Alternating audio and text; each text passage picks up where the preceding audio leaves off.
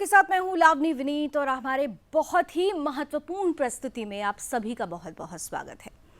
याद होगा आपको वो तारीख 5 अगस्त 2019 जब धारा 370 का खात्मा किया गया, जब जम्मू और कश्मीर की आवाम ने, खास तौर से इस देश के, इस कश्मीर के हिंदुओं ने एक आस फिर से पैदा की, वापसी करने की, घर लौटने की।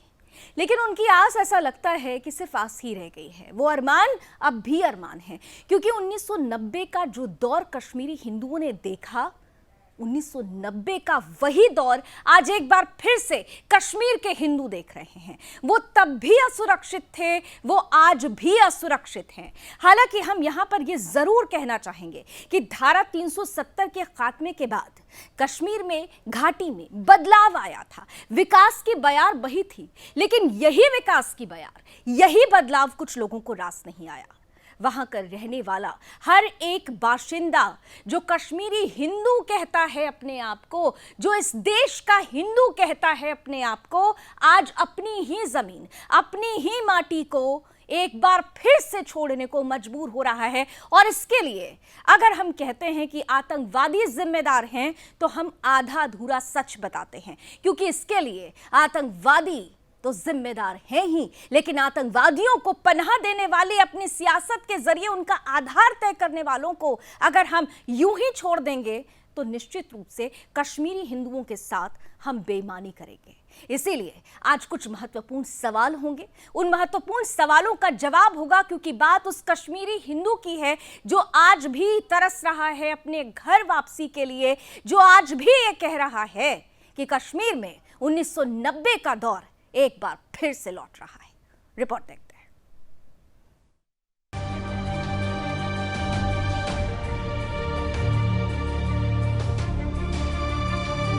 कश्मीर में हुई एक के बाद एक आतंकी वारदातों के बाद से घाटी में फिर से 1990 के दशक जैसे हालात पैदा हो गए हैं।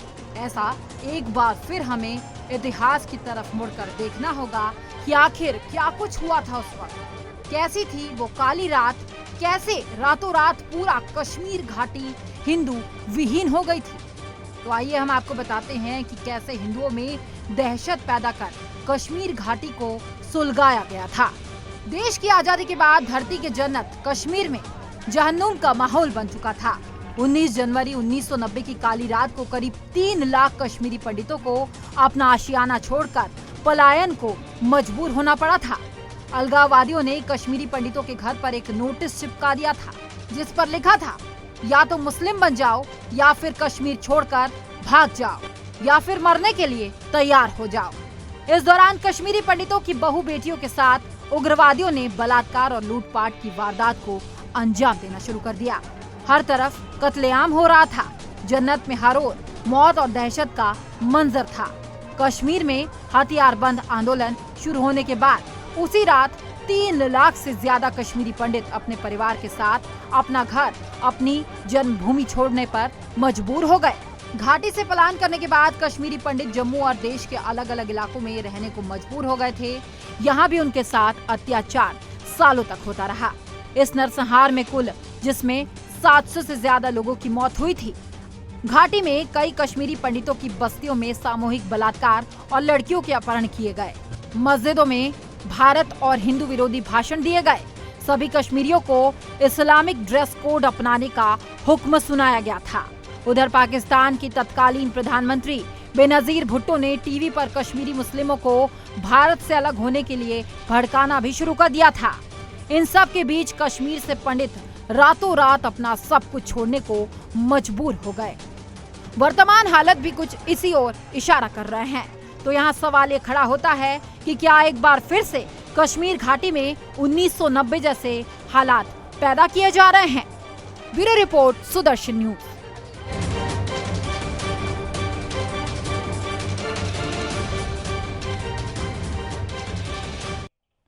तो सवाल यही है कि क्या कश्मीरी पंडित, कश्मीरी हिंदू अपने ही देश में अप्रवासी हो गए हैं?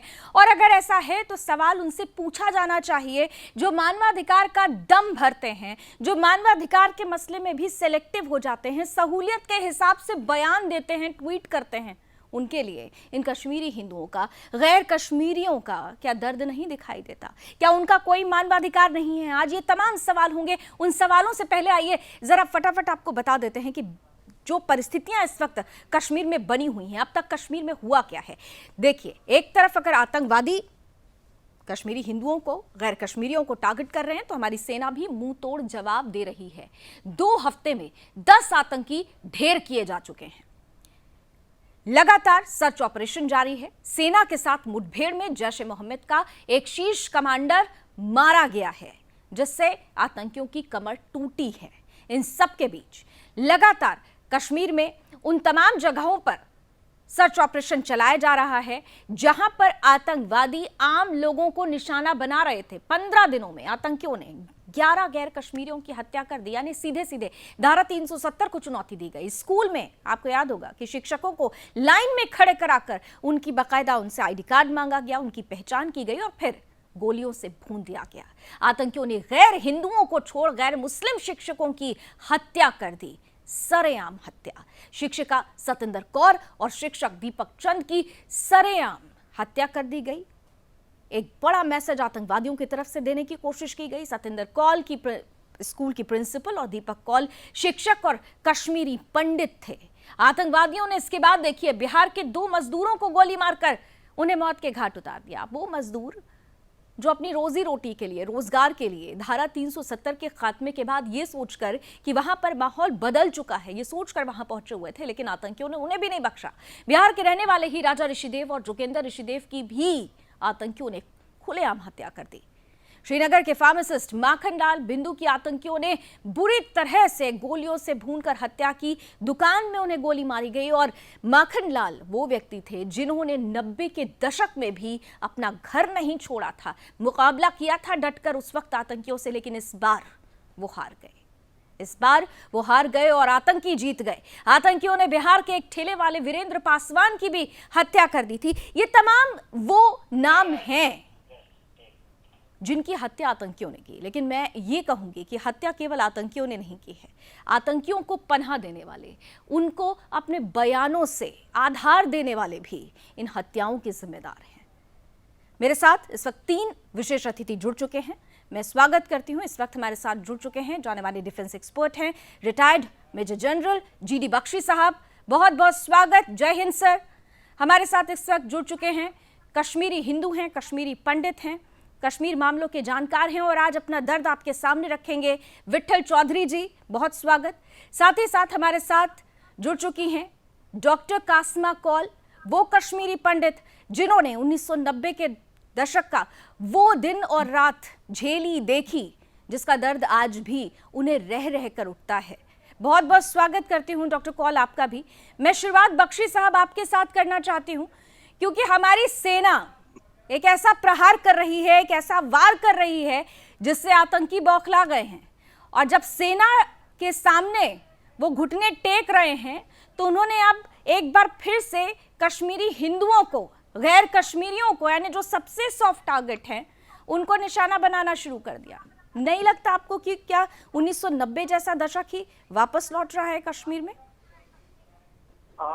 देखिए, कोशिश ये है कि 1990 की दशक को वापस लाया जाए, लेकिन 1990 और अब में जमीन आसमान का फर्क है। मैं आपको चंद एक चीजें समझाना चाहता हूं। जब मैं 2000 से 2005 तक लगातार 5 साल मैंने काउंटर टेररिस्ट ऑपरेशन अंजाम दिए थे जम्मू कश्मीर के अंदर, तब वहां पे 5000 आर्म टेररिस्ट थे। आज मार कर ये जो संख्या है हमने केवल 150 कर दी। पहले क्या था साहब, जितने हम मारते थे उतने उस लाइन ऑफ कंट्रोल के पार भेज देते थे। फिर हमारा फेंस बन गया, 80 से 90% फेंस पे ही रोक दिए जाते हैं। तो अब तिल मिलाकर उन्होंने एक नई स्ट्रेटेजी अडॉप्ट करी है। यह है सफेद पोश आतंकवादी। दिन में ये लोग बड़े अच्छे शहरी बनते हैं, बड़े अच्छे सिटीजन बन के घूमते हैं। इनके लिए इन्होंने ड्रोन्स के जरिए पिस्टल भेजी, एमुनेशन भेजा, ग्रेनेड भेजे। OGWs, इन OGWs को पिस्टल थमाते हैं कि जाओ, जो बेचारे निहत्थे हैं, सबसे सॉफ्ट टारगेट जो है कश्मीरी पंडित हो गए, और क्या कहते हैं अपने सिख समुदाय के लोग हो गए, जो लेबरर जो बाहर से काम कर रहे हैं, जो रेड़ी वाला बेचारा जो वहां पे गोलगप्पे बेचना है आपको, उसको आप मार रहे हैं ताकि एक दहशत का माहौल पकड़े, और क्या कहते हैं सांप भी मर जाए, लाठी भी ना टूटे, हमें खतरा भी ना पड़े, क्योंकि अगर टक्कर लेनी है सीधी सिक्योरिटी फोर्सेस से तो मौत तो निश्चित है ही। अब वो मार के पिस्टल किसी और को थमा के पिस्टल फेंक के छुप सकते हैं। ठीक है साहब, ये वो कर रहे हैं। इसका इलाज क्या है? इसका इलाज बहुत सीधा है। जब मैं किश्तवाड़ में पोस्टेड था सन 2000 से लेके 2003 तक, तो वहां हिंदुओं को मार के हिंदुओं का पलायन शुरू कराया था। तो साहब तब मेरे सामने विडंबना ये थी कि मैं किसको किसको बचाऊं, कितने घर जाके लोगों को मैं सिक्योरिटी प्रोवाइड करूं। इतनी तो मेरे पास फोर्सेस नहीं थी। तो मैं बड़े सीधे निष्कर्ष पे पहुंचा कि बचाना, कोई रक्षात्मक होके लड़ा तो हम निश्चित हारेंगे और हिंदुओं का पलायन किश्तवाड़ से भी हो जाएगा। तो मैंने उस वक्त हाथ धो के पीछे पड़ा उन तंजीमों के जो हिंदुओं को मार रही थी। लश्कर तोयबा के 3 थे जिनके नाम सामने आए, उनको हमको 1 महीना लगा, हमने उनको सब बाकी टेररिस्ट छोड़ के हाथ धो के उनके पीछे पड़ गए, और उनको हमने वो फ्लेम थ्रोअर से, रूसी फ्लेम थ्रोअर से जला के मारा, और उनकी लाशों की फोटो हमने सारे लोगों को दिखा दी जहां जहां ये हमारे हिंदुओं का कत्लेआम कत्लोगारत किया गया था। साहब वो था सितंबर 2001। उसके बाद से लेके अभी पिछले 2 साल तक कोई हिंदू वहां नहीं मारा गया। जो हिंदू भागे थे वो वापस आ गए। तो ये तरीका है साहब इसको काउंटर करने का। सिक्योरिटी रक्षात्मक आपने जो करना है करते रहिए, आपको आक्रामक होके जो मार रहा है उसको मार डालो। ठीक है सर, सेना कर रही है। नंबर 2 नहीं, एक मिनट जी, और। जी, जी। नंबर 2, ये तो आधी कहानी हुई सीमा के इस तरफ। सीमा के पार आप पाकिस्तान को क्यों बख्श रहे हैं? क्या यही टाइम मिला आपको क्रिकेट खेलने का? क्या यही टाइम आपको मिला पाकिस्तान के एनएसए को बुला के बातचीत करने का? क्या यही टाइम हमको मिला सीज फायर देने का? हमारे प्रधानमंत्री जी का बिल्कुल ठीक एक स्ट्रेटजी थी कि हम घर में घुस के मारेंगे। तो साहब अब फिर जरूरत आ गई है कि हम घर में घुसे और अच्छी मार लगाएं। जैसे उड़ी के बाद हुआ, जैसे पुलवामा के बाद हुआ, सर्जिकल स्ट्राइक हुई, एयर स्ट्राइक हुई, अब उससे कहीं ज्यादा करने का समय।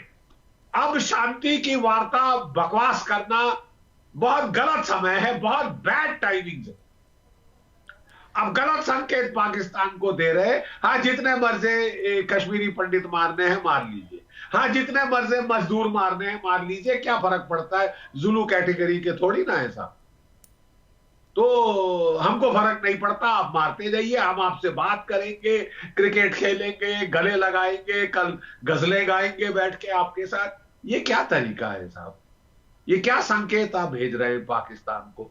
आपको मालूम था जब से तालिबान को उसने काबुल में सरंजाम दिया है, वहां पे उनको सरताज किया है, ताजपोशी की है, तब से सिर 7वें आसमान पे चढ़ गया। और वो जब चाहे जिसको मारना चाहते हैं। वो समझते हैं भारत की फौज अफगानिस्तान की फौज है, तो उनको जरा फर्क बताना पड़ेगा ना साहब। ऐसी मार पड़नी चाहिए कि छठी का दूध याद आ, भारत की तब फौज जाके ये चीज रुकेगी। बिल्कुल, भारत की फौज की ताकत, उसकी शक्ति, उसका काम करने का तरीका ये जानते हैं दुश्मन।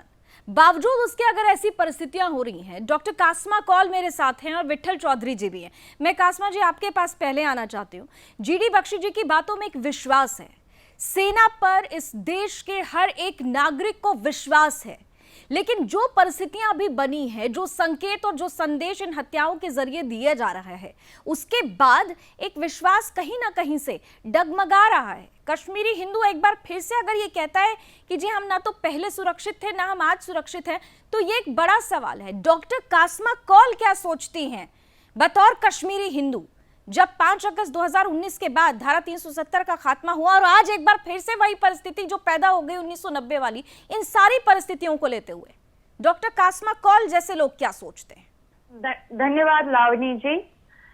आपने सबसे पहले मैं खेद से बोलूंगी कि आपने कासमा लिखा है, मेरा नाम कासमा नहीं है, मेरा नाम क्षमा कौल है। माफी चाहती हूँ, मैं ठीक करवाती हूँ। ठीक है, क्षमा कौल जी, डॉक्टर क्षमा कौल जी। जी हाँ, क्षमा कौल है मेरा नाम जी। और रही आपकी जो सारी बातें, ये एक जिनोसाइड है हिंदुओं का जो बराबर चल रहा है, जो कहीं से रुका नहीं है। अगर कहीं कभी रुका लगता है, वो शायद वो फिर से तैयारी करते हैं, फिर से दम ले, जैसे दम टूटने के बाद कोई दम साध लेता है, वो दम साधते हैं। ये सिलसिला जो जिनोसाइड का, हिंदू जिनोसाइड का, ये रुका नहीं है, ये रुकेगा नहीं तब तक जब तक सरकार इसके खिलाफ वो कदम उठाएगी जो उन्हें पनुन कश्मीर कह रही है।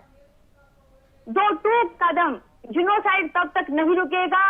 अगर हम वहां नहीं थे बहुत संख्या में, तो बिहारी मजदूर बेचारे गए थे, उनको आज देखिए जम्मू के रेलवे स्टेशन पे हजारों की, लाखों की संख्या में वो पड़े हुए हैं, ना कोई उन्हें पूछ रहा है, ना उन्हें कुछ खाना मिल रहा है, ना कुछ उन्हें, उनके जो सारे पैसे हैं वो वहां ऐंठ लिए गए हैं। तो और अगर यही लोग कुछ और होते, यही थोड़े दुखी लोग मुसलमान होते, तो सरकार तो पागल हो गई होती इनके लिए। सरकार ने इनके लिए क्या बंदोबस्त नहीं किए होते, चाहे वो वहां से पथराव ही करते। तो ये सरकार को जरूरी देखना है लावनी जी, हम इसको कैसे भी कॉस्मेटिक शब्दों में छुपाएं, हिंदू जिनोसाइड को जब तक जिनोसाइड आप नहीं मानोगे, जब तक इसको संहार नहीं मानोगे, जब तक इसको उस तरह से इसके प्रति आप ट्रीटमेंट नहीं करोगे, ये रुकने वाला नहीं है। ये बड़ी महत्वपूर्ण बात। बिल्कुल डॉक्टर कौल, मैं आपके पास आऊं, विठल जी आपके पास भी आऊं, उससे पहले जीडी बख्शी साहब, डॉक्टर कौल ने एक बहुत महत्वपूर्ण बात कही है और ये कहा भी जाता है कि जब 10 लाख से घटकर आबादी 10,000 पर आ जाए किसी समुदाय की, तो इसका सीधा मतलब है कि नरसंहार हो रहा है, नरसंहार हुआ था। ये हिंदू हत्याओं को जिनोसाइड क्यों नहीं माना जाता? बख्शी साहब, क्या था? ये जेनोसाइड थी, ये एथनिक क्लेंजिंग थी, जिसके लिए बोस्निया में, हेर्ज़ोगोविना में लोगों को इंटरनेशनल ट्राइब्यूनल के सामने लाके उम्र कैद की सजा दी गई। ठीक है, स्लोबोदान मिलोसेविक, ये नाम सुने दुनिया ने। तो यहां क्या फर्क है? बिल्कुल कश्मीरी पंडितों के, कश्मीरी हिंदुओं के साथ जेनोसाइड हुआ है, एथनिक क्लेंजिंग हुई है। लेकिन यहां पे साहब एक अजीब परिभाषा है सेक्युलरिज्म की कि नहीं साहब, हम बोल ही नहीं सकते कि ये जेनोसाइड हुआ है। हिंदू मरे तो आंख बंद कर लो, ठीक है साहब, घर से बेघर हुए आंख बंद कर लो, मुंह बंद कर लो, नाक बंद कर लो, गांधी जी के बंदर बनाओ, चरखा काटो तो काटो चरखे। लावनी जी, आज प्रूव हुआ इस देश में हिंदू द्वितीय दर्जे का है। वो आज जम्मू के रेलवे स्टेशन में जो सारे हिंदू, बिहारी हिंदू है, इतने उपेक्षित, इतने इग्नोरेंट, पूरा उनका संहार हो रहा है, उनको कुछ कोई पूछ नहीं रहा है। ये बहुत बड़ा, इससे बड़ा प्रमाण आपको क्या चाहिए कि भारत में तो बख्शी साहब ने भी कहा ना, इसीलिए बख्शी साहब ने भी कहा कि ये द्वितीय दर्जा का मान लिया गया है हिंदुओं को। और जब बिठल जी, आपका रिएक्शन भी बहुत जरूरी है कि जब तक हम इस परिस्थिति को नहीं बदलेंगे, हम ये कह नहीं सकते कि कश्मीर हिंदुओं के लिए सुरक्षित है। ठीक है, सरकार ने बहुत कदम उठाए थे, इसमें कोई दो राय नहीं है। अगर धारा 370 का खात्मा हुआ तो ये एक बहुत ही सराहनीय कदम है। पिछली सरकारों ने तो अपने फायदे के लिए क्या किया था हमें ज्यादा बताने की जरूरत नहीं है, पूरी रात पूरा दिन बीत जाएगा। लेकिन एक बड़ा कदम उठाने के बाद एक बदलाव आया, उस बदलाव का ही नतीजा आज की बौखलाहट है। लेकिन नतीजा तो भुगतना कश्मीरी हिंदुओं को ही पड़ रहा है, इस देश के हिंदुओं को ही पड़ रहा है। तो फिर क्या बदला? देखिए, धारा 370 को निरस्त जब किया गया, उसके बाद आपने डी फैक्टो इस्लामिक स्टेट को खाली थ्योरी में वहां पे खत्म किया। कश्मीर में जो हो रहा है वो आज भी जिहाद है, उसको जिहाद का नाम दीजिए आप। वहां पे हिंदुओं को ही टारगेट किया जाता है, हिंदुओं की दोबारा से एक बार उनकी क्लेंजिंग की गई है। आज 3 लाख से ज्यादा हिंदू जम्मू के रेलवे स्टेशन से कुछ लोग अपने घरों को निकल चुके हैं। और आज भी जब हम बात कर रहे हैं तो आज भी हमारे ही विस्थापित हिंदू समाज के पन्नू कश्मीर के लोग वहां खाना बांट रहे हैं, उनकी सुध लेने के लिए वहां पे कोई नहीं है। तो आप समझिए इस बात को, ये जिहाद है। वहां उनको ये बोल के भगाया गया, वहां उनके पैसे इसलिए रुकेगी क्योंकि वो हिंदू थे। आपने कितने कश्मीर में सुना होगा कि कश्मीरी मुसलमान के पैसे रोक दिए गए हैं, उसको मारा गया है। एक सिस्टमैटिक तरीके से वहां जिहाद चल रहा है। मैं हर बार जब भी आपके चैनल के माध्यम से कहता हूं कि जिहाद को परिभाषा कोई और हो ही नहीं सकती। आप वहां पे कश्मीर में जो जेनोसाइड है वो निरंतरता से पिछले 700 साल से चला आ रहा है।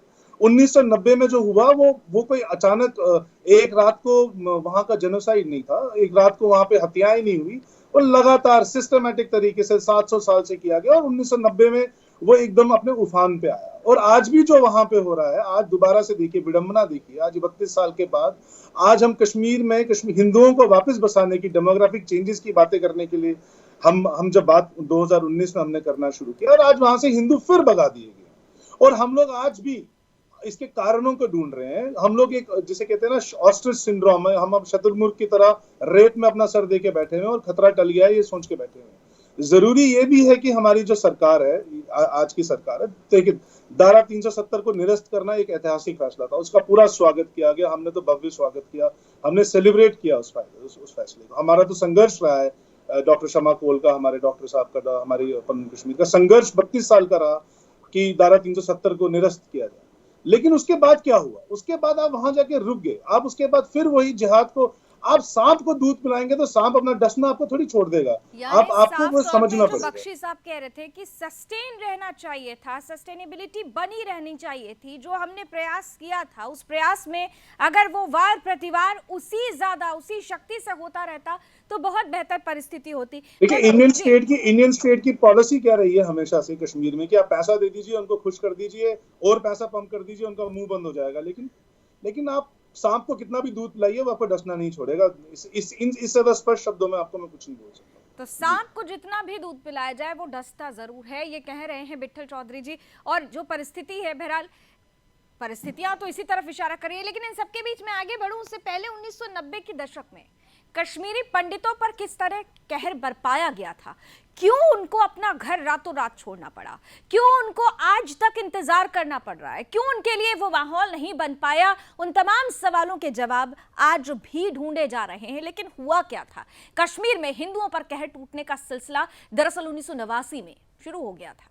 यहां पर कश्मीरी पंडितों पर आतंकी कहर बरपाया गया, उनके साथ वो किया गया जिसे आज हम सपने में भी नहीं सोच सकते। जिहाद के लिए गठित जमाते इस्लामी ने हमले करना शुरू कर दिया था। ये 1989 के दौर की शुरुआत ही थी। कश्मीर में इस्लामिक ड्रेस कोड लागू कर दिया गया था। अब देखिए क्या क्या बदलाव। तो हिंदुस्तान का हिस्सा, लेकिन यहां पर इस्लामिक ड्रेस कोड था, यानी जो कुछ पाकिस्तान में हो रहा था उसे ही यहां पर करने की पूरी कोशिश रची जा चुकी थी। इसके अलावा कश्मीर में इस्लामिक ड्रेस कोड के साथ साथ नारा दिया गया, हम सब एक, तुम भागो या मरो।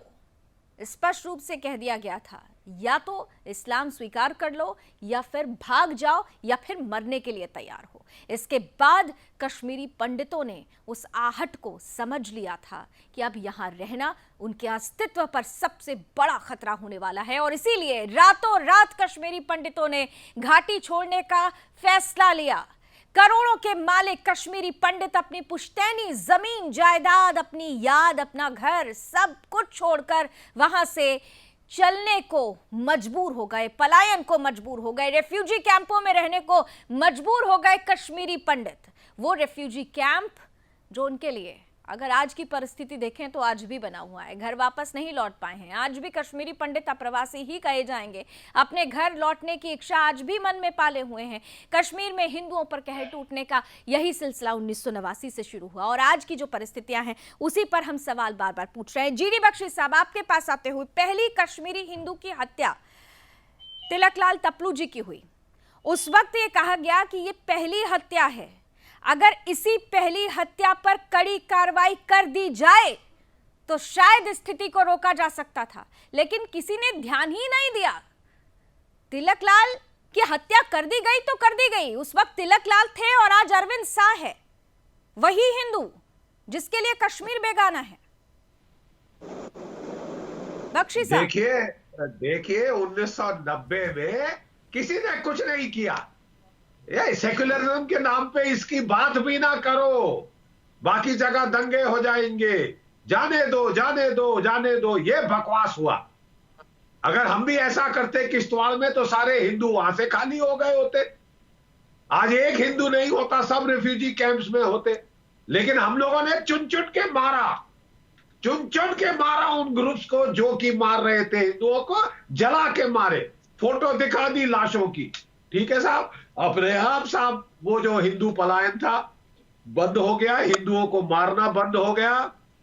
और वो बोले, वहां पे हमने रेडियो ट्रांसक्रिप्ट सुने, जब वो ऑपरेशन पराक्रम हुआ था तो फौज हट के बॉर्डर की तरफ जा रही थी, तो ये दो टेररिस्ट आपस में बात कर रहे थे, बोले फौज जा रही है, फौज जा रही है। बोलना और कुछ भी करना, हिंदू मत मारना, नहीं तो पागल कुत्तों की तरफ वापस आ जाएंगे और टूट पड़ेंगे हमारे ऊपर।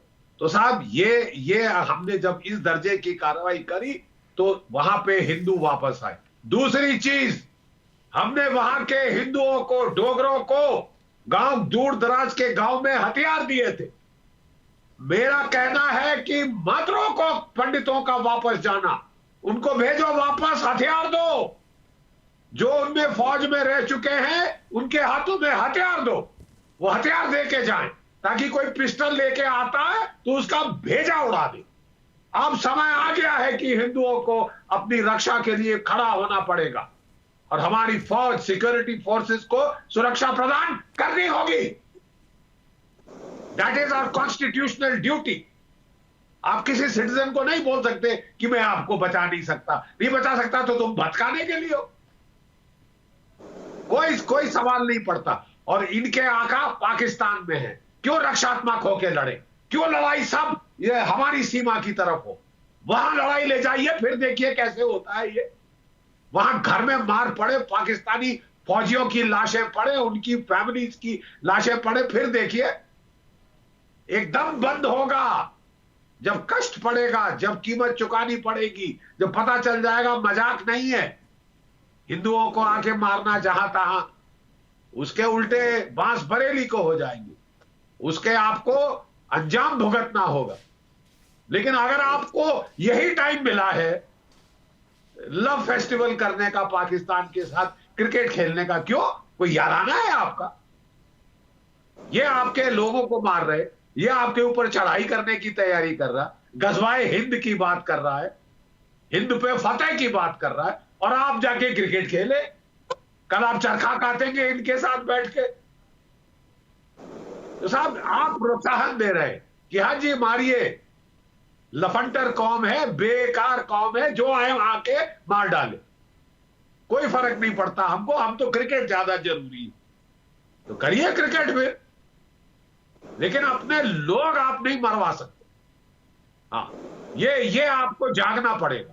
और ये सरकार को सब लोगों ने इतना समर्थन इसीलिए दिया था कि हमको उम्मीद इस सरकार से बहुत थी कि ये सबक सिखाएगी। हमने सबक सिखाना शुरू भी किया था उड़ी में और बालाकोट में। तो अब क्यों, क्या बदलाव आ गया है साहब, मुझे समझ नहीं आ रहा। अब सीज फायर दे के क्यों बैठे हुए हैं और अड़ गए हैं सीज फायर पे कि प्राण जाई बरु वचन ना जाई, मर जाए कश्मीरी पंडित, मर जाए हमारे वहां के लेबरर, मर जाए निहत्थे भारतीय, लेकिन हम तो सीज फायर करेंगे साहब। हमको लाड प्यार आ गया है, पता नहीं बड़ा उमड़ रहा है प्यार पाकिस्तान के लिए। साहब ये प्यार आपको अब तजना पड़ेगा और अपने देश का, अपना धर्म जो है वो करना होगा, वो है अपने प्रजा का बचाव।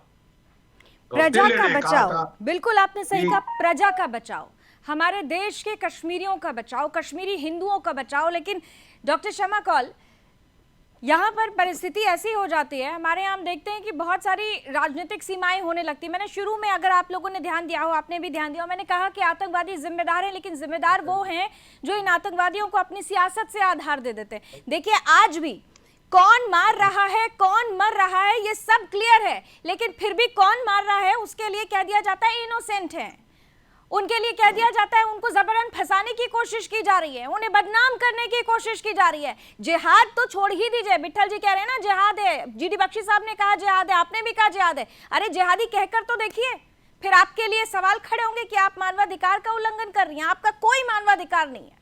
यहाँ डॉक्टर क्षमा कौल का या विट्ठल चौधरी का या तमाम वो जो कश्मीरी पंडित हैं, कश्मीरी हिंदू हैं, उनका कोई मानवाधिकार नहीं है। डॉक्टर क्षमा कौल, आपने 1990 का दौर देखा है, मुझे बताया गया विट्ठल जी की तरफ से।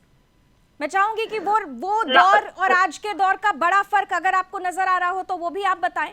और ये भी बताइए कि ये जो कहा जा रहा है ना कि मानवाधिकार सहूलियत के हिसाब से ही चुना गया है, यहाँ भी आपका कोई मानवाधिकार नहीं है। लावनी जी, आप सच माने ना तो कोई भी अंतर तब से आज तक नहीं है, ये सच्चाई है। मैंने 90 का दौर देखा, मैं शेष भारत में भी सारा देख रही हूँ इस आपका इम्पैक्ट।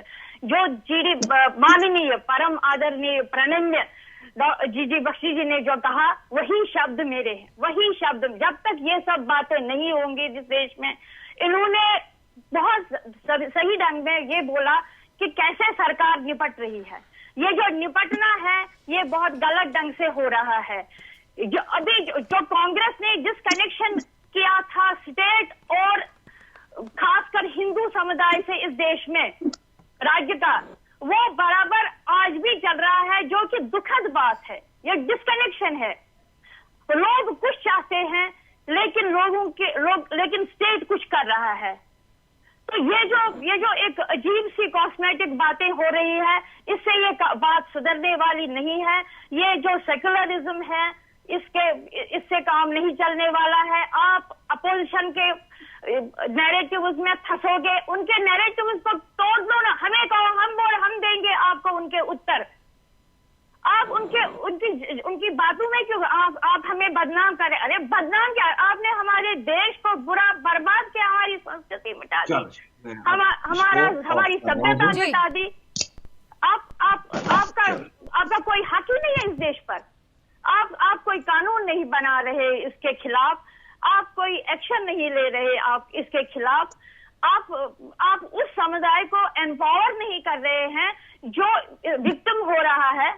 तो आप इसको कैसे करोगे? उसमें 90 के बाद आज तक इसमें रत्ती भर भी फर्क नहीं है, जबकि 370 हटा है लावनी जी, इसमें कोई शक नहीं। लेकिन हम यही कह के मर गए हैं कि सरकार से कि आपने संसद में हटाया, हमने सेलिब्रेट किया जैसे विट्ठल जी ने कहा, लेकिन उसके बाद ग्राउंड पे आपने तिनका भी नहीं हिलाया जो उसके अकॉर्डिंग आपको करना था। तो कैसे होंगी चीजें ठीक? आप आज आपने जिहादी ने अपनी गोली से आपको दिखा दिया कि भले मोदी जी आप 370 संसद में हटा दे, लेकिन उधर 370 मैंने नहीं हटाया, मैंने उसे हटा नहीं। ये बड़ी बात है, ये बड़ी बात कही आपने कि सरकार ने धारा 370 का खात्मा किया। लेकिन देखिए यहाँ पर एक चीज से तो इनकार नहीं किया जा सकता कि ये एक ऐसा कदम था जिसके लिए हिम्मत चाहिए थी, हिम्मत दिखाई इस सरकार ने। और इसीलिए सवाल सरकार से इसीलिए बार बार किया जा रहा है कश्मीरी हिंदुओं की तरफ से, क्योंकि उनको उम्मीद है, विट्ठल चौधरी जैसे लोगों को, डॉक्टर क्षमा कौल जैसे लोगों को उम्मीद है सरकार से, और इसीलिए ये सवाल पूछा जाता है। विट्ठल चौधरी, जब कभी भी आप देखिए कश्मीरी हिंदू किस तरीके से नैरेटिव सेट किया जाता है कि अगर एक कश्मीरी हिंदू, उसके साथ अगर कोई हादसा किसी दूसरे स्टेट में होता है तो हमारे ही देश के कुछ सो कॉल्ड बहुत नामी चैनल्स हैं, वो इस तरह से अपने आप को रिप्रेजेंट करते हैं कि एक कश्मीरी के साथ ऐसा हुआ। लेकिन अगर एक हिंदू कश्मीर में आता है, उसके साथ कुछ होता है, तो उसे नॉन नेटिव कह दिया जाता है। यानी हर तरफ से कश्मीर को अलग करने की जिम्मेदारी यहाँ के कुछ बुद्धिजीवियों ने, कुछ बुद्धिजीवी चैनल्स ने भी उठा लिया है। ये तो अंतर है हमारे देश में। विट्ठल चौधरी, लावनी जी, होता क्या है कि डेमोक्रेसी के 4 स्तंभ होते हैं जिसमें मीडिया एक बहुत ही इंपॉर्टेंट रोल प्ले करता है, और कश्मीर के मामले में हर एक एग्जीक्यूटिव, लेजिस्लेटर, मीडिया, सब ने अपनी रिस्पॉन्सिबिलिटी को एब्डिकेट किया हुआ है, अपनी रिस्पॉन्सिबिलिटी को भूले हुए हैं वो लोग। बिके हुए लोगों से आपकी क्या अपेक्षा हो सकती है? जो लोग जिनकी आप बात कर रहे हैं उनमें से कुछ लोगों ने तो ये भी बोला है कि कश्मीरी पंडितों का जो वहां से निष्कासन हुआ, जो उनका जेनोसाइड हुआ, उसका कारण वो खुद थे, क्योंकि वो एलिटिस्ट लोग, वो वहां पे बड़े पैसे वाले लोग थे, इसलिए वो अत्याचार करते थे मुस्लिमों पे और रिवोल्ट हुआ उनके अगेंस्ट। ये वैसे लोग थे। लेकिन मैं डॉक्टर क्षमा कौल जी की बात को आगे ले जाके एक बात बोलना चाहूंगा। देखिए, किसी भी आप अगर आपको कॉज पता है तो आपको इसके सोल्यूशंस के बारे में बात करनी है। देखिए, हमने पन्नू कश्मीर ने genocide atrocities, prevention of genocide atrocities bill को हमने पार्लियामेंट हमने प्रेजेंट किया हुआ है, ड्राफ्ट किया हुआ है, जिसमें आपके कारण को आप इसके मूल कारणों को पहले आप समझ सकते हैं, उसके बाद उसके लिए प्रस्तावित कानून क्या होने चाहिए, हमने वो प्रस्तावित किया हुआ है। दूसरा, 1991 में हमने जब मार्गदर्शन रेजोल्यूशन, जब कश्मीरी हिंदू समुदाय ने जब मार्गदर्शन रेजोल्यूशन बनाया, तो हमने बताया कि कश्मीर में भारत की वापसी ऐसे कर ही नहीं सकते जब तक आप कश्मीर का विभाजन नहीं करते, वहां पे एक सिविलाइजेशनल फुटहोल्ड वहां पे क्रिएट नहीं करते, जो पन्नून कश्मीर है, जहां पे कश्मीरी हिंदू और भारत का कोई भी नागरिक जो भारत की प्रभुता, भारत के संविधान को पूर्णता से मानता है, वहां पे बैठ सके। लेकिन होता क्या है कि हमारा सारा फोकस, हमारे सरकारों का, हमारे स्टेट का, मीडिया का, एग्जीक्यूटिव का, लेजिस्लेचर का सारा फोकस रहता है कि वहां कश्मीर के लोग, कश्मीर का जो मुसलमान है वो उसके बारे में क्या सोचते हैं। आप उनको खुश कीजिए, आप शाम को दूध पिलाते रहिए, और वहां पे सिर्फ कश्मीरी हिंदू, वहां का भारत के हर प्रांत में हिंदू ही मारा जाता है। देखिए, आप खुद सुदर्शन न्यूज में आप कितनी बार तो दिन में आप ये न्यूज चलाते हैं कि यहाँ पे हिंदू मारा गया, आज यूपी में हिंदू मारा गया, आज Kashmir was the first successful experiment of गजवाए हिंद। वो पहला ऐसा एक्सपेरिमेंट था जो गजवाए हिंद का पूरा हुआ। अब ये रेप्लिकेट हो चुका है हर जगह, 5000 से भी ज्यादा कश्मीर भारत में। आपको काम करना है, आप उसके प्रावधान लाइए। ये देश हिंदू राष्ट्र है, यहाँ पे हिंदुओं के पे अत्याचार आप कैसे सहन कर सकते हैं? आज हम बांग्लादेश के बारे में हम लोग न्यूज सुन रहे हैं, बांग्लादेश इस्लामिक देश है, वहां पे अगर हो रहा है तो हम एक बार में आप समझ भी सकते हैं कि इस्लामिक देश है, वहां पे वो कन्वर्ट करेंगे, इस्लाम वैसे ही काम करता है। लेकिन भारत तो हिंदू बहुल देश है, लेकिन भारत में ही एक आपके ही प्रांत में जो आपकी संस्कृति का उद्गम स्रोत है, जहां से आपकी संस्कृति शुरू हुई है, वहां से पूरे अपने वहां पे मूल निवासी हिंदुओं को वहां से भगा दिया गया, मार के भगा दिया गया, उनकी औरतों का बलात्कार किया गया, और वो आज 32 साल से लगातार इस एक स्ट्रगल में है कि भैया आप हमारे लिए कुछ बात कीजिए। और खाली बात नहीं करते वो लोग, वो अपने लिए पूरा सोल्यूशन डॉक्यूमेंट्स लेके आपके पास आते हैं, आप उनकी बात नहीं सुनेंगे, आप ऑस्ट्रिच की तरह बात करेंगे, आप 6000 नौकरियां, 2000 नौकरियां, 4 फ्लैट, 50 फ्लैट, ऐसी बातें करेंगे, आप मूल प्रॉब्लम को नहीं समझेंगे, तो ये प्रॉब्लम आपकी खत्म नहीं होगी। हम अगले 30 साल के बाद भी आज यही बात करेंगे। लेकिन यहाँ पर बिठल जी, मैं जरा कुछ और जानकारी अपने दर्शकों को दे दिया जाए, और उसके बाद फिर मैं आपके पास बड़े महत्वपूर्ण सवाल के साथ आऊंगी।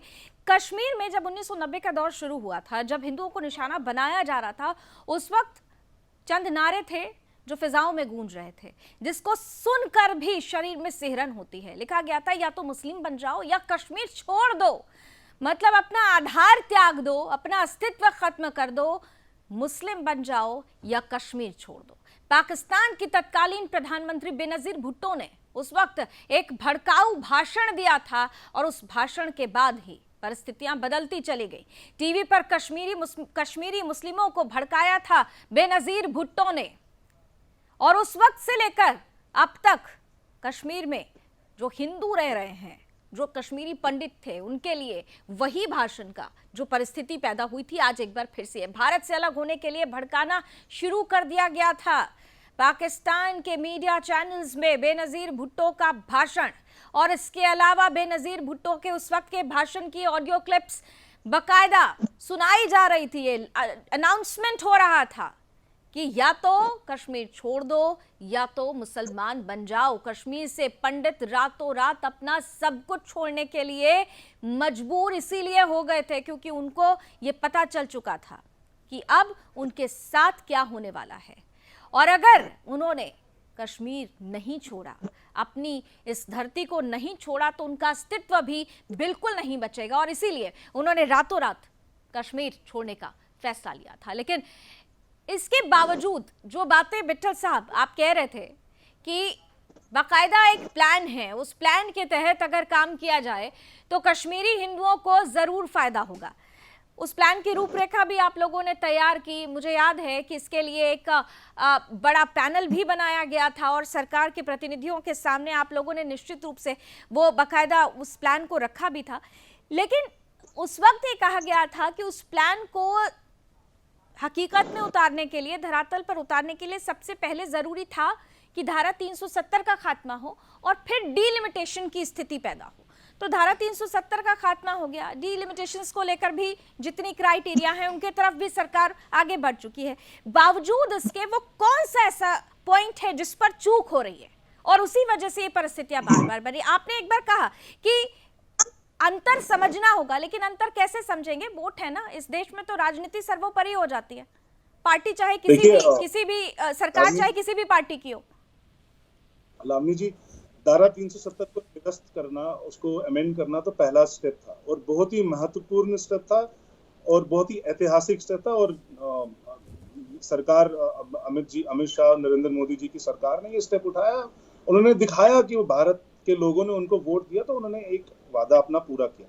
लेकिन ये समझने की भी आवश्यकता है, जो डीलिमिटेशन की हम बात करते हैं, डीलिमिटेशन 2011 के सेंसस पे हो रहा है और 2011 का सेंसस कंप्लीटली फर्ज डेटा है। 2011 के सेंसस के हिसाब से 6 लाख कश्मीरी हिंदू आज भी कश्मीर में बसे हुए हैं। अगर आप उस सेंसस के मानते हैं तो आप जम्मू को भी गवा बैठेंगे। आपको डीलिमिटेशन प्रोसेस और कश्मीरी हिंदुओं का क्या स्टेक है लेजिस्लेचर में, जहां पे उनका वोट बैंक ही नहीं हो पाएगा कभी जब तक आप बाकी हिंदू वहां पे नहीं बसा पाएंगे। और ये प्लान खाली कश्मीरी हिंदुओं के लिए मार्गदर्शन रेजोल्यूशन पन्नून कश्मीर का नहीं है, ये देश के, इस भारत के हर एक नागरिक के लिए वो प्लान है जो आप कश्मीर को अगर आपको भारत के साथ जोड़ कर रखना है। जो हमारे नेशनल सिक्योरिटी एडवाइजर ने भी अपनी कॉन्फ्रेंसेस में, जब वो नेशनल सिक्योरिटी एडवाइजर नहीं थे, उससे पहले हमेशा बोला है कि अगर भारत में कश्मीर को आपको रखना है, रोकना है, बचाना है भारत के लिए, तो पन्नून कश्मीर आपके लिए नेसेसिटी बन जाती है। क्योंकि पन्नून कश्मीर आपको वो सिविलाइजेशनल, वो एक फुटहोल्ड देता है जहां से आप अपनी बाउंड्री को बचा सकते हैं, अपने बॉर्डर्स को रोक सकते हैं और जहां से वो जो जिहाद वहां पे पनप रहा है उसको वहीं पे आप रोक सकते हैं। देखिए 700 साल से जो जेनोसाइड, जो जिहाद के साथ लड़ाई निरंतरता से कश्मीरी हिंदुओं ने लड़ी और भारत पे वो पूरा, देखिए आज भारत फिर भी हिंदू राष्ट्र, हिंदुओं का ही राष्ट्र है।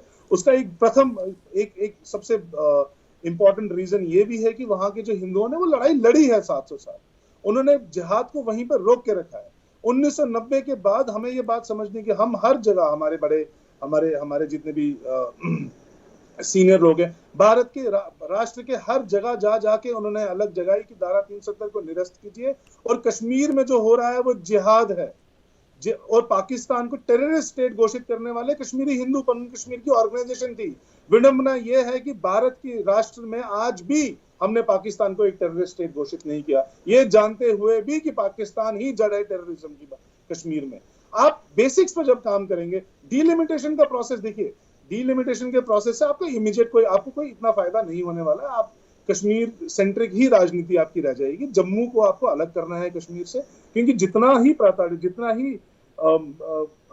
जितना दुख कश्मीरी हिंदुओं ने कश्मीर में झेला, उससे उतना ही दुख जम्मू के हिंदुओं ने भी झेला है। बिल्कुल, लेकिन विठल जी सवाल तो ये है ना, आपने कहा ना बेसिक्स को समझना होगा।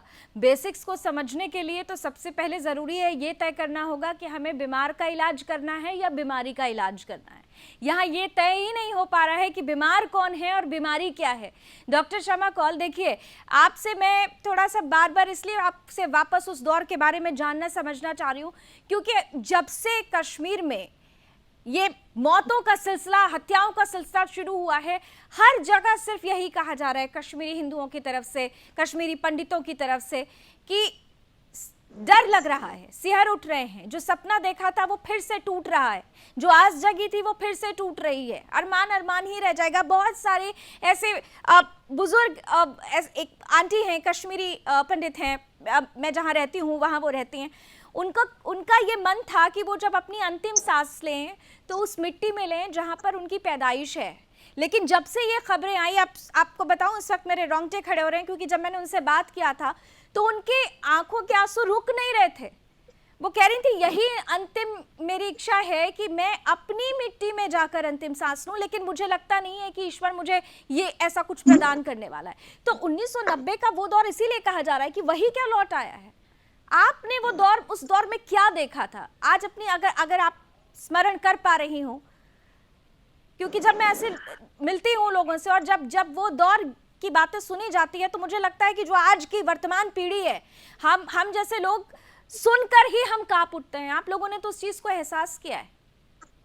लावनी जी, हमने उस दौर में क्या देखा था, वो तो महाविनाश था, महाविनाश था। रक्त का सागर बह रहा था, स्त्रियां रेप हो रही, स्त्रियां मारी जा रही थी। क्या क्या बताएं वो तो। और मैंने ये बताया कि वो अभी रुका नहीं है, वो बराबर चल रहा है। अभी आपने जब कश्मीर छोड़ा डॉक्टर कौल, उस वक्त आपकी क्या उम्र रही होगी? जी मैं उस समय 33 इयर्स 33 साल की थी जी। और बहुत भाई था, बहुत गिरजा टिक्कू को आरे पे चीरा गया था, उसके बोटी बोटी काटी गई थी, उसको गैंग रेप किया गया था, सरला भट्ट को मार के, जिसने जिहादी को अपना खून दे दिया था उसको मार के फिर हॉस्पिटल के उसमें, ये तो बहुत भयानक कहानियां हैं। लेकिन कहानियां आगे बढ़ रही है। मेरा लावनी जी आपसे ये कहने की इच्छा है कि ये देश जो है, ये देश तभी बचेगा जब आप इस पूरे कश्मीर को बचाओगे। कश्मीर अगर है तो ये देश है, अगर कश्मीर गया तो देश ले जाना कोई बहुत बड़ी बात नहीं है। तो ये बहुत ध्यान देना, मैं कहती हूँ इस देश की जनता को इस बात पे बहुत ज्यादा ध्यान देना। जैसे मुसलमान अपनी जिहादी बात मनवाता है सरकार को, ऐसे हिंदू को खड़ा होना चाहिए और अपनी संस्कृति के लिए जागरूक होना चाहिए। और जो भी करना है बचाओ। अगर कश्मीर बचता है देश बचेगा, हिंदू बचेगा तो इस सारे संसार में मानवता बचेगी, ये तय बात है। जी बख्शी साहब ने इस बात पे बहुत अच्छे से प्रकाश डाला, मुझे बोलने की कोई उस पे ज्यादा आवश्यकता नहीं है। लेकिन आप ही ने अभी कहा कि जब 90 में पहला हिंदू टीकालाल टपलू मारा गया, अगर सरकार इस देश में होती वहीं सब कुछ रुक जाता, वहीं पे दम घुट जाता, आतंकवाद का खत्म हो जाता। लेकिन आतंकवाद क्यों खत्म नहीं होता है? क्योंकि आतंकवाद को खत्म नहीं किया जा रहा, आतंकवाद को खत्म करने की इच्छा ही नहीं है सरकार में। और अगर आप फिर उसमें बोल रहे कि कांग्रेस ये बोलती है, ये सेक्युलर पार्टियां ये बोल रही है, अरे सेक्युलर पार्टियां और कांग्रेस का दम घोट लो, उनके गले घोट दो, उनको सीधे बोलो कि भाई आप देश के विरुद्ध जा रहे हैं, आप मानवता के विरुद्ध जा रहे हैं, आप देश को खत्म करने जा रहे हैं। लेकिन सवाल तो ये है ना, सवाल ये है डॉक्टर कौल कि बोलेगा कौन? अरे हम क्योंकि बोलेगा कौन जब मैं ये बोलती हूँ। जी लावी जी 2 सेकंड मुझे दीजिए। जी। इस देश की जनता को बहुत अच्छी तरह से पता है कि क्या अपराधी बातें हैं जो कांग्रेस करती है, जो बाकी पार्टियां करती है, जो इस तरह से तथाकथित सेक्युलर है। लेकिन मुझे समझ में नहीं आता, इस देश की जनता हैरान है कि वो कानून के हिसाब से अपराध क्यों नहीं है, वो कॉन्स्टिट्यूशन के हिसाब से अपराध क्यों नहीं है, वो तो कॉमन सेंस से ही अपराध है। ये क्या है? यहाँ पे गड़बड़ है इस देश में, इस देश के कहीं ना कहीं कानून में भी गड़बड़ है, कॉन्स्टिट्यूशन में भी गड़बड़ है और कार्यपालिका में भी गड़बड़। ठीक है, लेकिन बिट्टल साहब अगर डॉक्टर शमा कौल ये कह रही हैं कि बोलना चाहिए, जनता हैरान है, तो मेरा सवाल जैसे था कि बोलेगा कौन, इसलिए मेरा तात्पर्य ये है कि यहाँ तो हिंदू यूनाइट नहीं। आपने जब से कार्यक्रम शुरू हुआ तब से लेकर अब हम अंत पे आ रहे हैं, समापन पर आ रहे हैं, आप लगातार ये बोलते रहे कि हिंदू राष्ट्र है, हिंदुस्तान एक हिंदू राष्ट्र है, भारत हिंदू बहुल राष्ट्र है, ये हिंदू राष्ट्र है। लेकिन यहाँ तो हिंदू राष्ट्र के लिए भी अपील करनी पड़ रही है, आह्वान करना पड़ रहा है, जगाना पड़ रहा है। यहाँ हिंदू यूनाइट नहीं है, उसका ही खामियाजा भुगता जा रहा है। आज कश्मीर में भी हिंदू मारा जा रहा है, आज उत्तर प्रदेश में भी हिंदू मारा जा रहा है, आज देश के हर राज्य में उठाकर देख लीजिए, केरल में भी हिंदू मारा जा रहा है। हिंदू की परिभाषा ही अलग अलग हो गई है। तो हम इसीलिए तो पूछ रहे हैं बोलेगा कौन, यूनानिमस वॉइस आएगी कहां से? बिट्टल चौधरी आएगी। इसके लिए रणनीति बनानी है, बिल्कुल, इसके लिए चिंतन करना है। जी डॉक्टर बिट्टल चौधरी ये जो प्रश्न आपने मेरे से किया है उसका उत्तर मेरे पास ये डायरेक्ट आंसर किया है। हम लोग पिछले 32 साल से इस संघर्ष में ही है कि भैया आप हिंदू जाग जाओ। और 2015 में, उससे पहले भी हमने एक भारत अभियान सुदर्शन न्यूज के साथ करके ही हमने एक भारत अभियान हमने किया। पूरे देश व्यापी हमने आंदोलन छेड़े। हमने हर जगह जाके बोला कि हिंदुओं के साथ जो हो रहा है वो जेनोसाइड है। वो सिर्फ कश्मीर में नहीं हो रहा है। कश्मीर एक पहला एक्सपेरिमेंट है गजवाए हिंद का जो सक्सेसफुल है, जो बैज ऑफ ऑनर की तरह हर इस्लामी अपने कंधे पे लगा के लगता है कि हमने कश्मीर को पूरा ही इस्लामीकरण कर दिया है और कश्मीर में जो हमने किया उसको हम रेप्लिकेट करके दिखाएंगे पूरे भारत में। और दिल्ली में आप छोड़िए, कश्मीर की बातें आप छोड़ दीजिए, मैं जहां रहता हूं उससे 1 किलोमीटर दूर एक मुस्लिम बहुल एरिया है। मैं वहां पे दिल्ली के हिंदुओं को चैलेंज करता हूं, आप भारत माता की जय बोल के दिखाइए। आप जाकिर नगर में जाइए एक बार, जब कश्मीर में जिस दिन मक्खनलाल बिंद्रू को मारा गया उस दिन दिल्ली में, सुनिए मेरी बात, उस दिन दिल्ली में पुलिस वालों को जाकिर नगर से मार मार के भगाया गया। आप ये समझिए इस बात को। सुदर्शन न्यूज, इसमें खाली एक सुदर्शन न्यूज एक चैनल है जो इन न्यूज को एज इट इज दिखाता है। बाकी लोगों के लिए हिंदू नंबर्स हैं खाली, क्योंकि हमारे लिए हिंदू राष्ट्र, हमारे लिए हिंदू राष्ट्र सर्वप्रथम है। में एक नंबर बोला 700 लोग, 1560 लोग 2003 तक की फिगर है जो कश्मीर में मारे गए। सरकार के पास वो आंकड़ा भी नहीं है, 209 की फिगर पे अटके हुए हैं वो। 1560 नाम हम आपको देंगे 2003 तक जो मारे गए। उसके बाद कितने मारे गए उसकी फिगर आप खुद जान लीजिए। 3000 फैमिलीज ही हैं कश्मीर में बसी हुई आज तक। आप समझिए इस बात को। निरंतरता से कश्मीर में जिहाद रुका कब? 1990 के बाद, जो अब दोबारा पनप रहा है। हर बार जब 1990 के बाद संग्रामपुरा भी होता है, 1990 के बाद वंदहामा भी होता है, 1990 के बाद छत्ती सिंहपुरा भी होता है, कहां रोका वो जहाद? किसने रोका वो जहाद? जब भी कश्मीरी हिंदुओं की वापसी की बात इसलिए नहीं रुका क्योंकि जिहाद की परिभाषा तय नहीं की गई, जिहादियों को तय नहीं किया गया, हिंदू नरसंहार को कोई जगह नहीं दी गई। समय की कुछ सीमाएं हैं, लेकिन इस समय में जी विठल जी, बहुत महत्वपूर्ण पॉइंट है जी विठल जी, जब तक आप ये आधे अधूरे कश्मीरी हिंदुओं को वापस लेना की जब ये बात हुई है कश्मीर में, तब तक नरसंहार हुआ। तो आधी अधूरी लड़ाई जब तक हम लड़ते रहेंगे, आधी अधूरे पन पे जिस तरह से हम स्ट्रैटेजी तैयार करते रहेंगे, ये परिस्थितियां बनती रहेगी। आज हमने कोशिश की कि हम किसी भी तरीके से कोई राजनीतिक बहस नहीं करें। आज हम वो संवेदनशील बातें करें जिससे दिल में दर्द उठे, और उस दर्द की दवा ढूंढने की जिम्मेदारी मैंने हमेशा से कही है कि केवल सरकार की नहीं है, इस देश की हर एक राजनीतिक पार्टी की है, इस देश के रहने वाले हर एक हिंदू की है, हमारी है, आपकी है। तय आपको करना है कि कश्मीरी हिंदुओं के लिए क्या कश्मीर में एक बार फिर से 1990 का ही दौर लौटाना है या इस बार अंतिम प्रहार करना है। बहुत बहुत धन्यवाद डॉक्टर क्षमा कौल जी, आपने समय दिया। विठल चौधरी जी, आपने समय दिया। दर्द आज दुनिया ने देखा, देश ने देखा। जीडी बख्शी साहब ने जो बातें कही वो बड़ी महत्वपूर्ण बातें हैं। उन्होंने सीधे तौर पर कहा है कि सतत होना चाहिए, जो प्रहार है उसमें निरंतरता होनी चाहिए, अब डिफेंसिव नहीं ऑफेंसिव होने की जरूरत है। और अगर हम ऐसा कर ले जाएंगे तभी हम उस अंतिम लड़ाई तक पहुंचेंगे जहां पर हम दोबारा ये नहीं कह सकेंगे कि कश्मीर में 1990 का दौर लौट रहा है। उम्मीद करते हैं कि ऐसा ही हो। आज के लिए बस इतना ही। देश और दुनिया की तमाम खबरों के लिए आप जुड़े रहिए सुदर्शन न्यूज के साथ। जय हिंद।